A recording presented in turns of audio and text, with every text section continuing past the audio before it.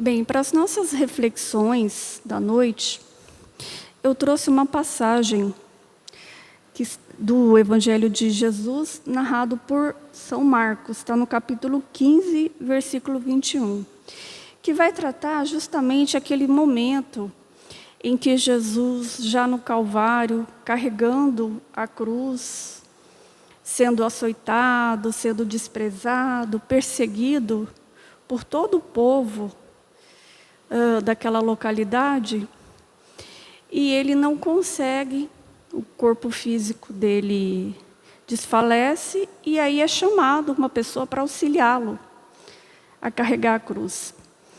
E São Marcos nos diz o seguinte: requisitam um certo Simão Cirineu, o pai de Alexandre e de Rufo, que passava vindo do campo a fim de que carregasse a cruz dele. Então Cirineu estava passando no momento, e como Jesus não estava tendo forças para carregar a sua própria cruz, ele foi designado para auxiliar o mestre. E o que essa passagem tem a nos dizer? Primeiramente, nós vamos analisar o Evangelho segundo o Espiritismo, o capítulo 9, que é uma das bem-aventuranças explicadas pelo Mestre Jesus. Bem-aventurados aqueles que são brandos e pacíficos. Lá no item, Instrução dos Espíritos, item 6, o Espírito de Lázaro vai nos tecer algumas considerações sobre a afabilidade e a doçura. Diz ele: a benevolência para com os semelhantes, fruto do amor ao próximo, produz a afabilidade e a doçura, que lhes são a manifestação. Entretanto, não é preciso fiar-se sempre nas aparências. A educação e o hábito do mundo podem dar o verniz dessas qualidades. Quantos há cuja fingida bonomia não é senão uma máscara para o exterior?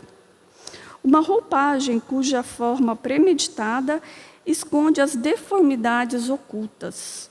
O mundo está cheio dessas pessoas, que têm o sorriso nos lábios e o veneno no coração, que são brandas, contanto que nada lhes machuque, mas que mordem a menor contrariedade, cuja língua dourada, quando falam face a face, se transmuda em dardo envenenado quando estão por detrás. Então, aqui o Espírito de Lázaro está nos ensinando que a benevolência ela é fruto do amor ao próximo. Então, aquela pessoa que é afável, aquela pessoa que é verdadeiramente doce, ela ama o próximo. E que nós não devemos confundir essa doçura com a educação ou com aquele verniz social, né, com aquelas convenções, né, de ser politicamente correto, de falar só aquilo que o outro quer ouvir, ou de se expressar de uma maneira doce, meiga, compreensiva na frente da pessoa, mas por detrás, como diz aqui, né, cuja língua dourada quando falam face a face, ou seja, é uma pessoa agradável, é uma pessoa gentil, é uma pessoa que trata bem, mas se transmuda em dardo envenenado quando estão por trás. E quantas vezes nós não seguimos esse mesmo comportamento, né? Muitas vezes por uma questão de convenção social, outras vezes até para encerrar uma discussão, para conseguir algum benefício, para ser aceito naquele grupo social, a gente acaba utilizando esses recursos. Não que não devamos ser educados, mas a doçura e a afabilidade é diferente de educação. É diferente de educação formal. Quantas vezes as pessoas que não têm muita instrução formal, mas são tão educadas, mesmo com aquela pouca cultura, com a falta de estudo, utilizando palavras muitas vezes ditas de maneira errada, mas que possuem essa doçura, que é muito diferente da educação. A essa classe pertence ainda esses homens benignos por fora e que, tiranos domésticos, fazem sofrer sua família e seus subordinados, o peso do seu orgulho e do seu despotismo, como querendo se compensar do constrangimento que lhe impuseram alhures, não se atrevendo a usar de sua autoridade sobre estranhos, que os recolocariam em seu lugar. E eles querem, ao menos, ser temidos por aqueles que não podem resistir-lhes. Sua vaidade alegra-se de poder dizer: aqui eu mando e sou obedecido, sem pensar que poderiam acrescentar com mais razão: eu sou detestado. Então, existe aquela outra classe, de pessoas que são meigas, são gentis, são doces, são afáveis, com aquelas pessoas das quais não estão sob o seu jugo, ou seja, que estão acima deles. Então, elas são doces, são afáveis, são gentis, são educadas com o seu superior, com aquele que detém o mando. Agora, com aqueles que são subordinados a ele, ou com seus familiares, ou com seus mais próximos, são verdadeiros carrascos. E nós temos que nos policiar. De que forma nós estamos tratando aquelas pessoas que são nossos familiares, ou aquelas pessoas mais humildes que nós? Não basta que os lábios gotejem leite e mel, pois se o coração nada tem com isso, a hipocrisia. Aquele cuja afabilidade e doçura não são fingidas, nunca se contradiz, e mesmo diante do mundo e da intimidade, ele sabe, aliás, que se pode enganar os homens pelas aparências, mas não pode enganar Deus. Então, o espírito de Lázaro, ele está aqui nos dizendo, está nos recomendando que essa afabilidade, essa doçura, essa educação, essa cortesia, nós devemos ter de uma maneira geral, independente, desde o mais rico, o mais poderoso, até a pessoa mais simples, mais humilde, e com muito mais razão, os nossos familiares. E outro ponto que nós devemos destacar nesse estudo está no item 8 desse mesmo capítulo, que também é ditado pelo Espírito Lázaro, intitulado Obediência e Resignação. Porque fatalmente aquele que é afável, que é doce, ele também vai ser obediente e também vai ser resignado. O benfeitor diz: a doutrina de Jesus ensina em toda parte a obediência e a resignação, duas virtudes companheiras da doçura, muito ativas, embora os homens as confundam erradamente com a negação do sentimento e da vontade. Então, a doutrina de Jesus, a gente vê perante o Evangelho que em nenhum momento Jesus ele é um rebelde, ele não cumpre as leis, mesmo as leis de César, ele cumpre. Tanto é que ele diz, que eu não vi, aliás, primeiramente, ele não descumpre a lei de Moisés, porque os judeus da época o questionavam muito sobre as leis mosaicas e tudo mais, e ele diz que eu não vim derrogar a lei, mas fazê-la cumprir. Sem contar a resignação, porque nós sabemos que Jesus, quando esteve aqui na terra, ele não possuía, ao contrário de nós, nenhum débito, nada a ser resgatado. E passou todo o calvário, toda a dor, todo o sofrimento, e ele ciente daquilo que ia passar. E mesmo assim aceitou, veio por amor, se resignou à vontade de Deus, mesmo nos momentos de mais dor, mais sofrimento, do qual ele se sentia abandonado, né? Pelos amigos, pelos apóstolos, pela família, por aquele povo que ele veio ajudar. E no mundo de hoje se confunde muito aquela pessoa que ela é obediente, que ela é resignada, que ela é afável, que ela é doce. O mundo de hoje costuma taxar essa pessoa de sem vontade. Ah, mas fulano é tão passivo, é tão morno, não tem vontade, não tem ambição, não tem atitude. Então, nós devemos analisar melhor esses conceitos que o mundo prega, que é diferente do que Jesus nos ensina. A obediência é o consentimento da razão.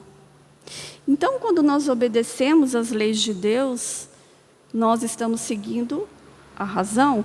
Quando nós obedecemos às leis humanas, nós estamos seguindo a razão. Não matarás. Está tanto na lei de Deus quanto na lei dos homens. Se eu cometer, eu vou ser responsabilizado. Então, é o quê? A obediência é o consentimento da razão. A resignação é o consentimento do coração, que é diferente. No primeiro momento, nós, ainda que somos espíritos ainda muito atrasados, muitas vezes muito rebeldes, nós temos dificuldade de sermos resignados. Num primeiro momento, se nós já conseguirmos obedecer à lei de Deus, mesmo que contrariados, já é um passo. Porque aí o próximo passo vai ser o quê? Vai ser a resignação, que é o consentimento do coração. É fazer aquele sacrifício, é obedecer aquela lei, mas com amor, de forma pacífica, com o coração tranquilo, sabedouros e confiantes no desígnio de Deus. Ambas são forças ativas porque carregam o fardo das provas que a revolta insensata deixa cair. Então, essas duas virtudes, a obediência e a resignação, é elas que vai nos ajudar a carregar o nosso fardo da rebeldia.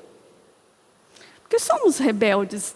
Não é à toa que Jesus contou aquela parábola do filho pródigo, né? Aquilo serve muito para nós. Todas as vezes que nós desobedecemos, nos rebelamos contra Deus, nós trazemos mais sofrimentos para nós.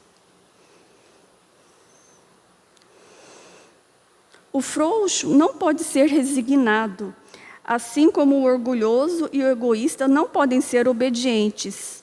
Jesus foi a encarnação dessas virtudes, desprezadas pela antiguidade material. Até hoje, né? Não só antigamente, mas hoje também.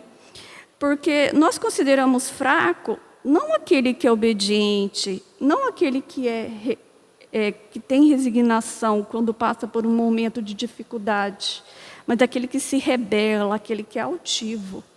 E o Evangelho está nos dizendo que é o contrário, que a pessoa fraca, o frouxo, como diz aqui, ele não consegue nem ser obediente e nem ser resignado.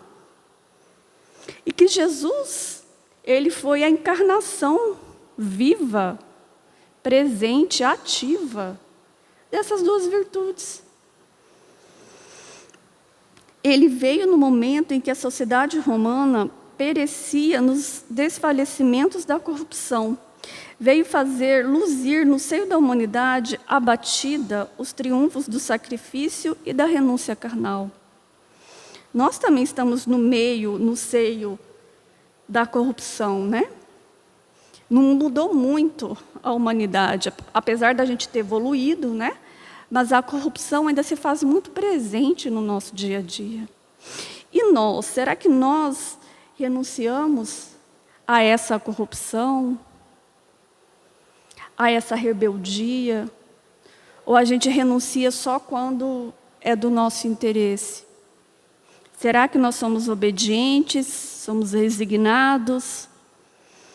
Cada época está, assim, marcada com o selo da virtude ou do vício a que deve salvar ou perder. A virtude da vossa geração é a atividade intelectual. Ou seja, nós, na sociedade que estamos hoje, damos muito valor ao desenvolvimento intelectual, né? Ao desenvolvimento de novas tecnologias, estudos. É muito valorizado. Não que seja errado, não é. Que há necessidade do desenvolvimento intelectual. Contudo, o nosso vício é a indiferença moral. Então, muitas vezes, para nós, não importa muito a questão moral de tal celebridade, de tal cientista, de tal líder político.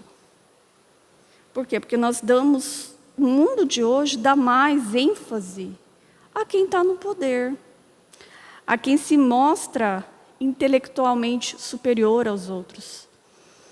Eu digo somente atividade, porque o gênio se eleva de repente e descobre sozinho os horizontes que a multidão não verá senão depois dele, ao passo que a atividade é a reunião dos esforços e todos para atingir um fim menos grandioso, mas que prova a elevação intelectual de uma época.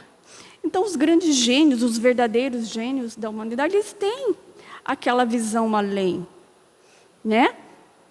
Nós podemos ver Gandhi, Irmã Dulce, o Chico, eles têm uma visão muito além do desenvolvimento intelectual, do material. A grande maioria de nós, não, a gente ainda está ali, né? Dando mais ênfase ao material do que ao espiritual. Nós chegaremos, mas essas pessoas mais iluminadas chegarão muito antes de nós. Submetei-vos ao impulso que viemos dar aos vossos espíritos. Obedecei à grande lei do progresso, que é a palavra da vossa geração. Então está aqui a primeira grande obediência que nós devemos, que a doutrina espírita nos traz para a gente obedecer, que é a lei do progresso. Isso significa o quê? Que nós devemos progredir sempre, em todos os aspectos da nossa existência, em especial com mais ênfase ao progresso moral. Obedecei à grande lei do progresso, que é a palavra da vossa geração. Ai do espírito preguiçoso, daquele que fecha seu entendimento infeliz. Ai daquele espírito que é preguiçoso, que não quer aprender, que não quer estudar, que não quer trabalhar. Está perdendo uma grande oportunidade de ter uma reencarnação melhor, de ser mais feliz, de melhorar. Porque nós que somos os guias da humanidade em marcha, o atingiremos com o chicote e forçaremos sua vontade rebelde, no duplo esforço do freio e da espora. Então, se nós não obedecermos essa lei de progresso, nós seremos atropelados por ela. Nós receberemos aqui o chicote e forçaremos com o freio e a espora. O freio é para frear, né? Então, as circunstâncias, as dificuldades da vida vai frear o nosso orgulho. E o chicote e a espora vai fazer a gente caminhar.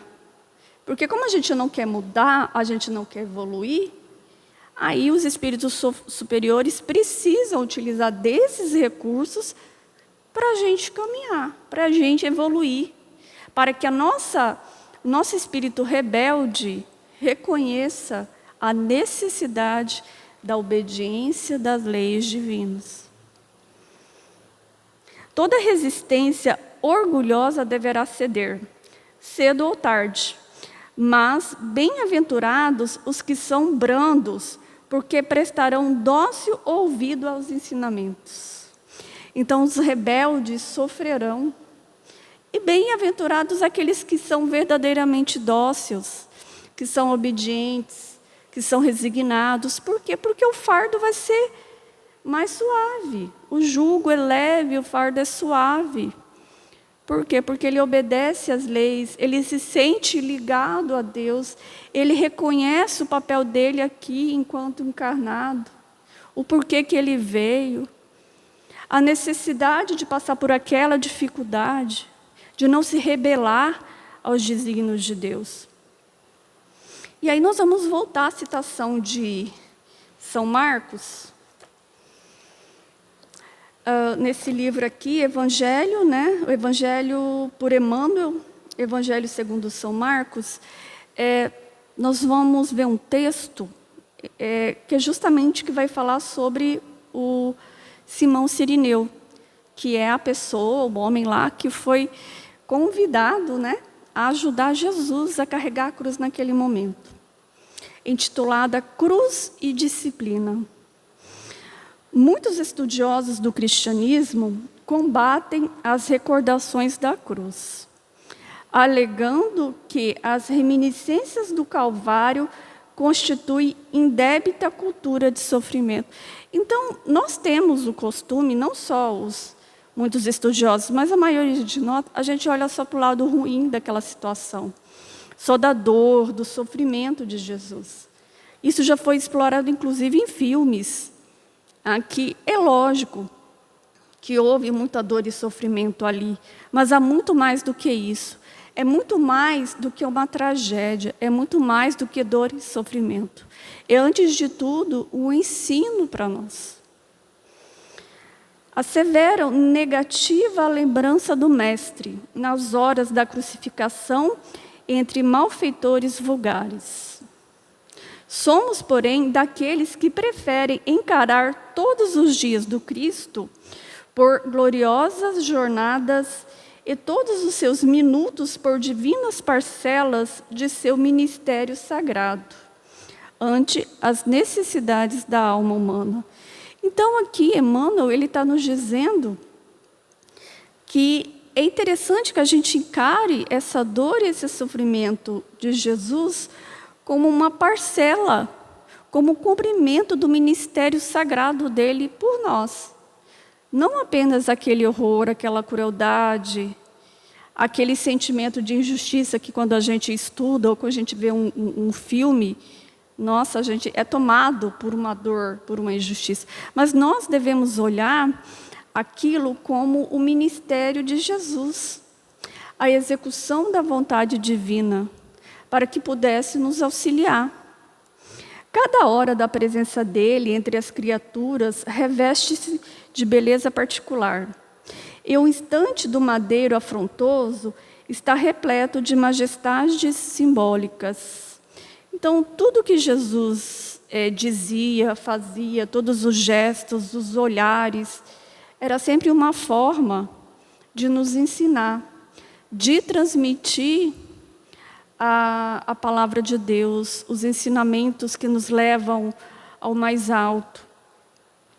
Vários discípulos tecem comentários extensos em derredor da cruz do Senhor e costumam examinar com particularidades teóricas os madeiros imaginários que trazem contigo. Entretanto, somente haverá tomado a cruz de redenção que lhe compete aquele que já alcançou o poder de negar a si mesmo, de modo a seguir os passos do Divino Mestre. E então não adianta para nós ficarmos tecendo comentários, formulando teorias, tentando compreender o que aconteceu, se nós não estamos dispostos a tomar a nossa cruz, a carregar a cruz junto com Jesus, a partilhar com Jesus as nossas dores, os nossos sofrimentos. Muita gente confunde disciplina com iluminação espiritual. Apenas depois de havermos concordado com o jugo suave de Jesus Cristo, podemos alcançar aos ombros a cruz que nos dotará de asas espirituais para a vida eterna. Então, muitas vezes a gente acha, só porque nós estamos disciplinados, que nós estamos vindo no centro espírita todos os dias de estudo, que estamos contribuindo para a cozinha comunitária, que estamos fazendo o evangelho no lar. Nós já achamos que estamos com uma elevação espiritual, que já somos espíritos mais elevados, que conseguimos atingir o nosso objetivo aqui na Terra. Só que Emmanuel está nos dizendo que isso é disciplina, não é iluminação espiritual. Por óbvio que a disciplina é importante, né? É com a disciplina que nós vamos condicionando o nosso cérebro, a nossa mente, né? Ao passo que, com o decorrer do tempo, aquilo ali já não vai ser mais uma obrigação, já não vai ser algo que eu vou porque preciso ir, porque Deus diz que eu preciso ir, porque é uma lei divina. Não, eu já vou por amor. Eu já vou porque eu sinto falta, porque me faz bem, porque eu gosto de ajudar, porque eu gosto de estudar, porque eu gosto de trabalhar, de progredir. Só quando nós chegarmos nesse patamar é que nós verdadeiramente compreenderemos a cruz de Jesus e tomaremos ela, como ele diz, né? Quem quiser me seguir, que pegue a minha cruz e me acompanha. Que pegue a sua cruz, né? E me acompanha.